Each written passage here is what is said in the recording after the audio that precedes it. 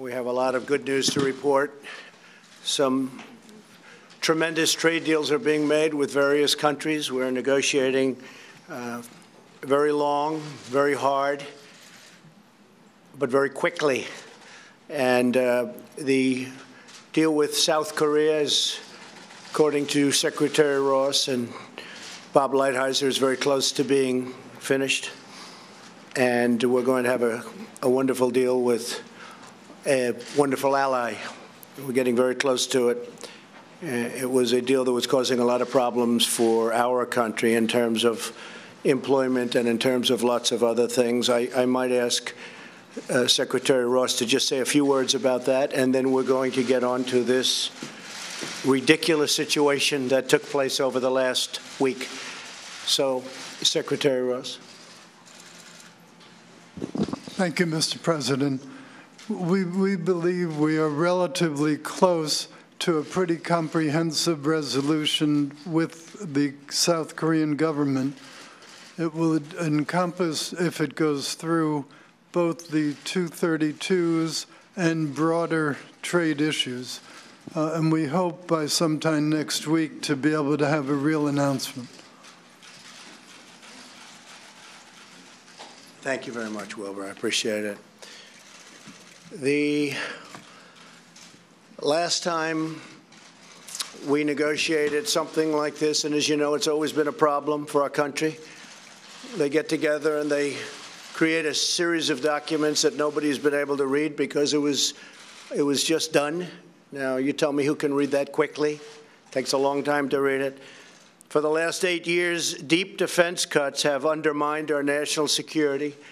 Howled our, and they just, if you look at what's taken out, they've hallowed our readiness as a military unit and put America at really grave risk. My highest duty is to keep America safe. Nothing more important. The Omnibus bill reverses this dangerous defense. As crazy as it's been, as difficult as it's been, as much opposition to the military as we've had from the Democrats, and it has been tremendous. I try to explain to them, you know, the military is for Republicans and Democrats and everybody else. It's for everybody. But we have tremendous opposition to creating really what will be by far the strongest military that we've ever had. We've had that from the Democrats. So if we take something for the military, they want something for, in many cases, things that are really a wasted sum of money. And it's not right, and it's very bad for our country. We're looking to do funding for our final fight in certain areas. As you know, we've gotten just about 100% of our land back from ISIS. We have troop increases necessary to accomplish what we have to do, and we have, very importantly, a pay increase for our troops. And this will be actually the largest pay increase for our incredible people in over a decade. It increases total defense spending by more than $60 billion from last year and funds the addition of critically needed ships, planes, helicopters, tanks, and submarines. We have submarines being built, the likes of which there's nothing anywhere in the world like the submarines we build. Our military equipment is the best equipment in the world. And one of the things you saw 2 days ago with Saudi Arabia and with other countries, Saudi Arabia, as an example, is buying hundreds of billions of dollars worth of our equipment. And we're getting very fast approvals on that.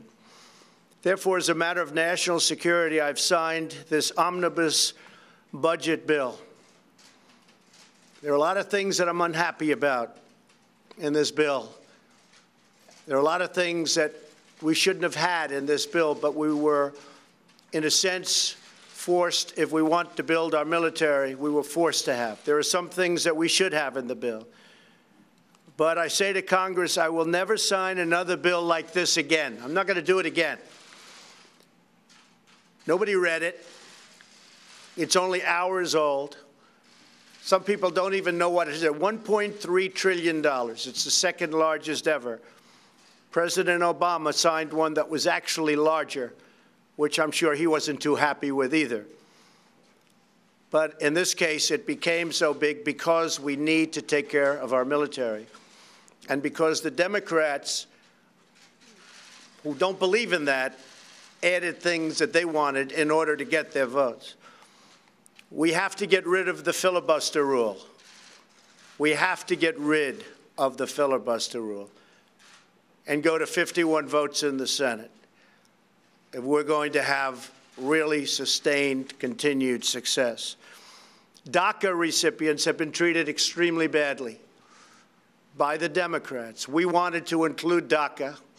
We wanted to have them in this bill, 800,000 people, and actually it could even be more. And we wanted to include DACA in this bill. The Democrats would not do it. They would not do it. To prevent the Omnibus situation from ever happening again, I'm calling on Congress to give me a line item veto for all government spending bills, and the Senate must end. They must end the filibuster rule and get down to work. We have to get a lot of great legislation approved, and without the filibuster rule, it'll happen just like magic.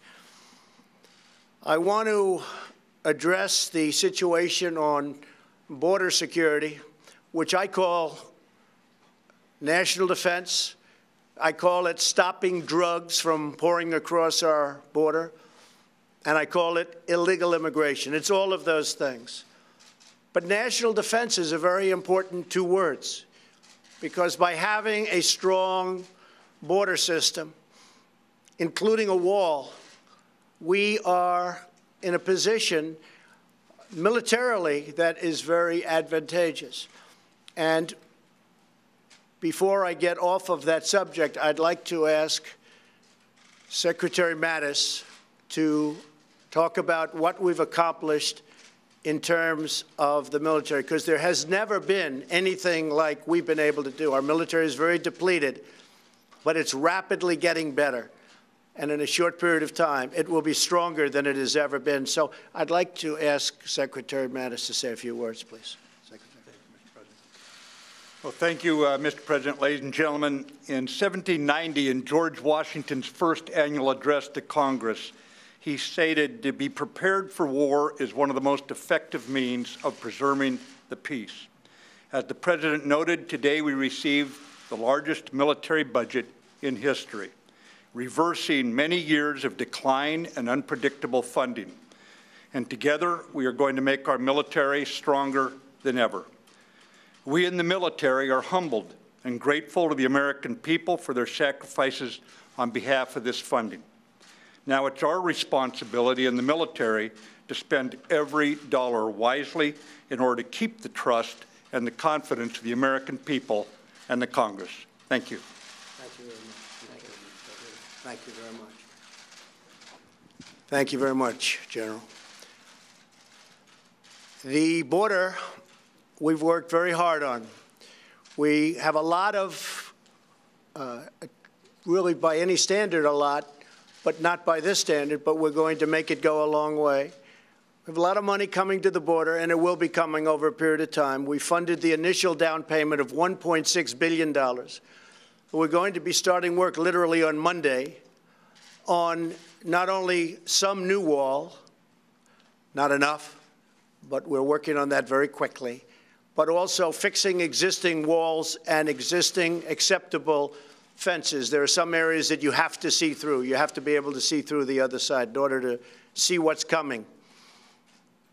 And in many cases, it's not a pretty picture when you look, but you have to be able to see it. So we have $1.6 billion for the wall. That'll start immediately.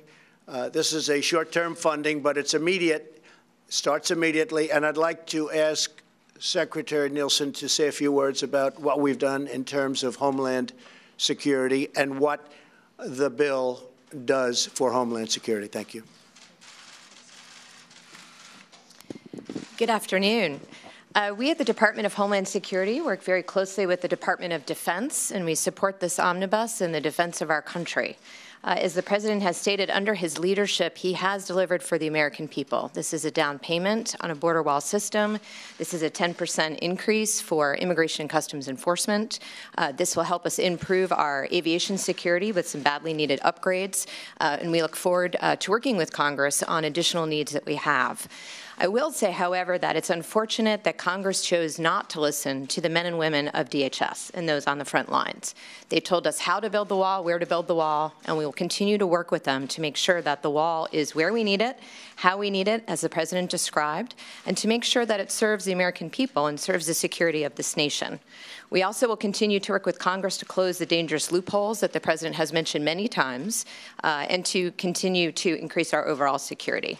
And finally, we thank those in Congress who support the Department of Homeland Security. I will continue to make myself available to them.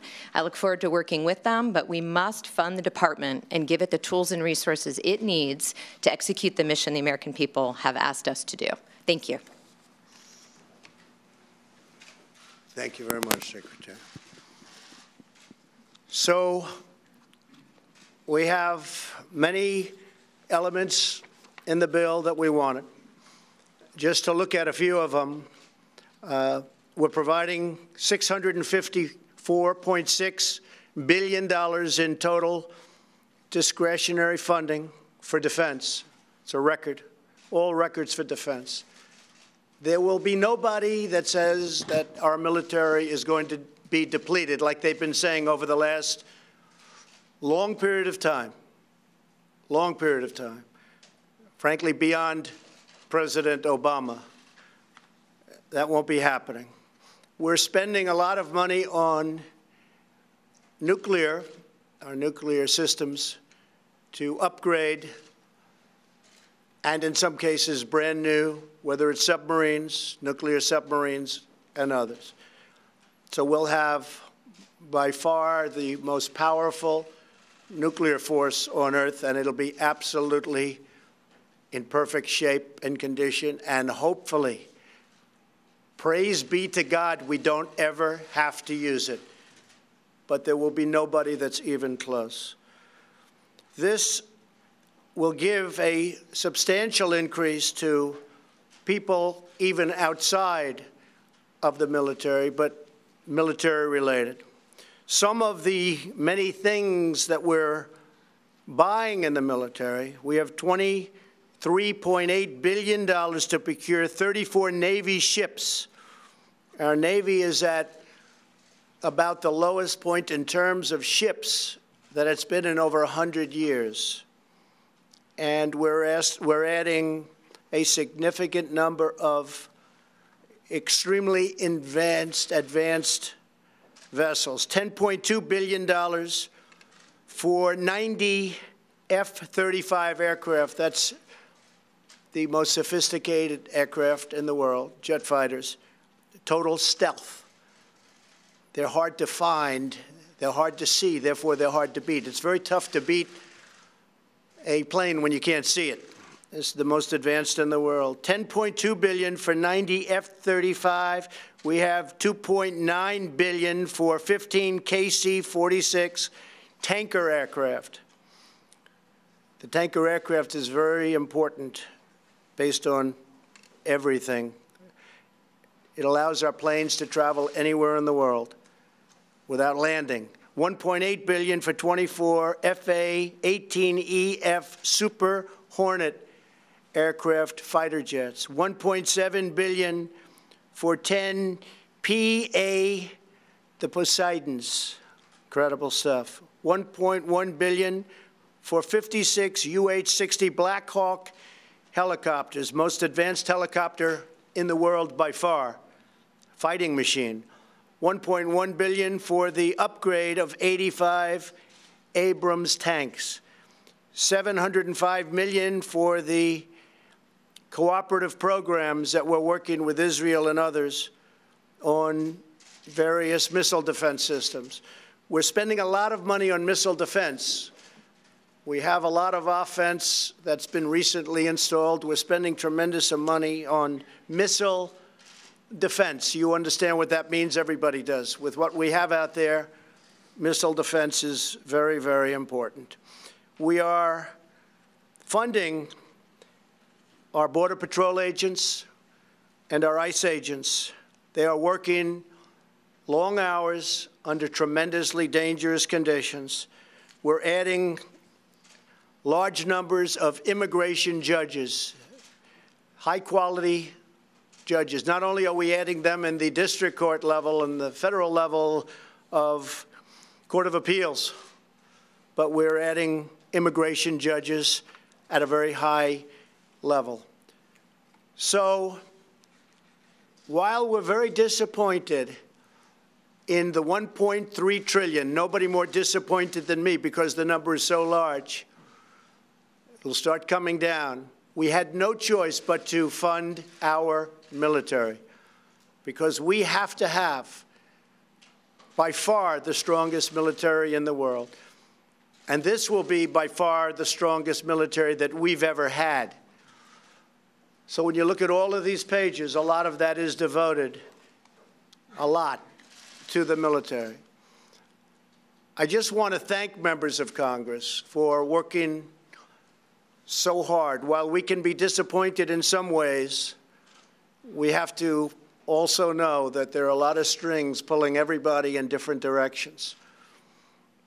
The Republican senators, the Republican congressmen and women have been steadfast on their fight for the border and steadfast for their fight on the military.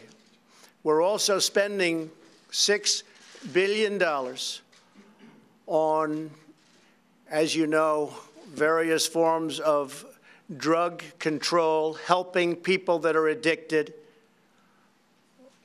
It's a terrible problem, but this will be a record. We'll be suing certain drug companies for what they've done with the opioids, and we'll be bringing the suits at a federal level. The level of drugs that are being put out there and the power of this addiction is hard to believe. People go to the hospital for a period of a week and they come out, they're drug addicts. There has to be a better way. Doctors are way down now in their orders of the opioids, way down. That's a great thing. We're also looking for, in our research funds, we're looking for a medicine that can stop the pain without the addiction so that people aren't going to become addicted to these incredible drugs. So that's part of what we have. We're going to have $6 billion in having to do with opioids and other problems that this country, and in fact the world, is having with drugs. So we're extremely proud of what we've been able to do when it comes to our military. Our military will be far superior than to any military anywhere in the world. That's very important for us. You see the players out there. You see what we're dealing with. We are very happy with what's happened with opioids. We're very happy with what's happened with certain elements of the border. Not happy with $1.6 billion, but it does start the wall, and we will make that $1.6 billion go very, very far. It's going to go very far. I can tell you this, and I say this to DACA recipients, that the Republicans are with you. They want to get your situation taken care of. The Democrats fought us. They just fought every single inch of the way. They did not want DACA in this bill. And as you know, DACA is also tied to the wall for the major funding, the $25 billion for wall and other things. So I think that'll be coming up very soon. But I do want the Hispanic community to know and DACA recipients to know that Republicans are much more on your side than the Democrats, who are using you for their own purposes. With that being said, I just want to thank everybody for being here. We're very proud of many of the items that we've been able to get. We're very disappointed that in order to fund the military, we had to give up things where we consider, in many cases, them to be bad or them to be a waste of money. But that's the way, unfortunately, right now the system works. But we have a great country. We are going to have the greatest military we've ever had, and lots of good things are happening. The trade situation we'll be talking about next week. We have many trade deals, not only the deal being made on South Korea, which looks like it's very close to being finalized, but many other countries are now negotiating fair trade deals with us. So we'll be rolling them out as you see them. And part of the reason, frankly, that we're able to do that is the fact that we have the tariffs on steel and the tariffs on aluminum, because it showed how unfair some of these trade deals that have been in existence for many years, how unfair they've been. So it'll be great for our country, and frankly, it'll also be great for other countries. And it will be fair, and it will be reciprocal. Thank you all very much. I appreciate it. Thank you. Mr. President, thank you. Why the veto threat